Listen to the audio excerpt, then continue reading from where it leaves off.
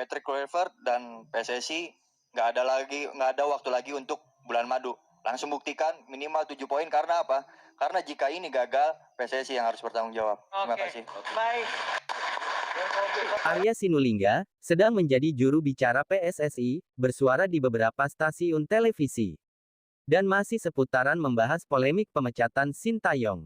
Gunjang-ganjing dunia sepak bola Indonesia semakin memanas, tagar Kluivert out sebelum melatih lah, PSSI kena skakmat dari Ultras Garuda lah, yang tegas mengultimatum PSSI, jika PSSI tidak perlu bulan madu dengan Kluivert, tapi harus bisa mencapai 7 poin di laga sisa, dan jika gagal, PSSI harus tanggung jawab.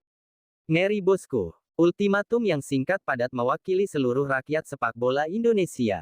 Oke, sebelum kita membahas berita terheboh di awal tahun 2025 ini, saya mau disclaimer dulu. Apapun narasi di video ini, tetap kita akan selalu mendukung timnas Indonesia, walau siapapun pelatihnya, namun sebagai pemilik suara di negara demokrasi ini, saya dan kita semua memiliki hak yang sama bersuara. Mari kita lanjut mulai ke topik pembahasan. Bukan rahasia umum lagi, jika pengganti Sintayong adalah Abang Kluivert, dan dua asistennya yaitu Alex Pastur dan Denny Lenzat. Dan kita selalu mendengar dari Pak Arya Sinulinga, jika Kluivert nanti berperan sebagai manajer timnas, karena dia adalah sosok abang-abangan para pemain timnas keturunan, karena bagaimanapun Kluivert adalah legenda timnas Belanda. Oke, legenda Belanda yang menjadi abang-abangan pemain keturunan, harus kita garis bawahi kata-kata itu. Jujur saja, saya sedikit berpikir liar baraya, soalnya begini, apakah karena dia sosok seorang legenda yang memiliki rekor gol dan caps terbaik di Belanda, maka hal itu jadi alasan kuat bagi PSSI, menaruh harapan besar segenap rakyat Indonesia yang sedang bermimpi masuk Piala Dunia 2026. Kepada seorang Kluivert, di mana track record sebagai pelatih jauh di bawah Sintayong. Tapi target PSSI Piala Dunia 2030 bang. Iya itu kan PSSI. Lalu apa kita nanti yakin lolos round 3 2030? Lupakan dulu target 2030, lebih baik fokus saat ini, peluang kita sangat besar, peringkat 3, selisih 1 poin dengan Australia. Ini masalahnya, apakah Kluivert bisa? Entahlah. Wahai PSSI, tolong fokus round 3 saat ini saja, jangan banyak berputar-putar, jika target Piala Dunia itu 2030, nanti jika gagal beda lagi jadi Piala Dunia 2034 dan seterusnya. Bukannya sering jumawa, jika satu match Hilger setara beberapa value negara ASEAN, masa sekarang timnas dihuni banyak pemain grade A, yang lagi bersemangat bermain demi timnas, tidak dimanfaatkan, wajar jika rakyat sepak bola menuntut, karena pintu menuju Piala Dunia terbuka lebar tahun ini. Ini bukan mimpi lagi, tapi pintu Piala Dunia sedang kita genggam, dan kita sedang tidak tidur. Kembali kepada Abang Kluivert, Arya Sinulinga juga dengan menggebu-gebu menyebut dan membanggakan seorang Kluivert, tapi memuji bukan sebagai pelatih, tapi sebagai mantan pemain bola dan jadi legenda. Kalau memuji Kluivert pelatih hebat, Arya lupa kali ya. Atau memang tidak ada yang bisa dipuji. Memang track recordnya buruk, mau muji apa? Arya dengan lantang berkata kembali akan kelebihan Kluivert lainnya, dia bisa melobi pemain keturunan lainnya yang grade A, supaya mau bergabung timnas Indonesia. Kok iso? Hal ini dibanggakan, aneh. PSSI ini cari pelatih yang bisa meloloskan timnas ke Piala Dunia. Atau mencari seorang agen pemain Belanda untuk mau main di timnas.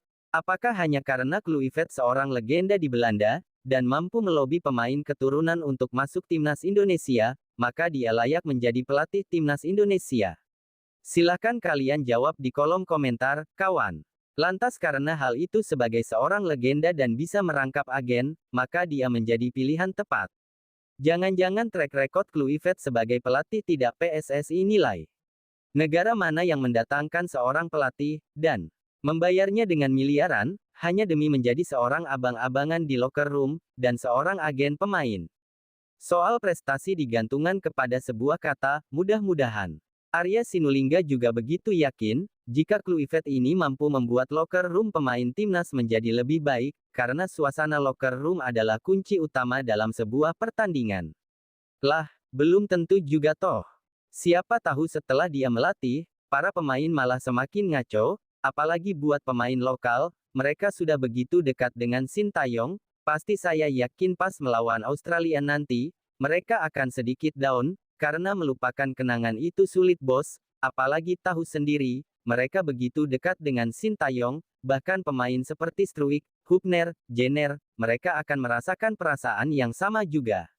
Apakah Kluivert bisa menjadi sosok panutan yang membuat mental pemain semakin kuat setelah tragedi tanggal 6 Januari ini? Semoga saja. Semakin pusing menyimak keruwetan masalah ini, kami bukan tidak percaya Kluivert, tapi kami takut kehilangan harapan yang sedang tumbuh ini. Balik ke Arya Sinulinga lagi, karena dia yang berapi-api memuji hebat Kluivert, maka kita akan sedikit telaah setiap pernyataannya. Arya memang menegaskan kembali, jika yang berperan sebagai pengatur teknik dan taktik bukan Kluivert, melainkan dua asistennya.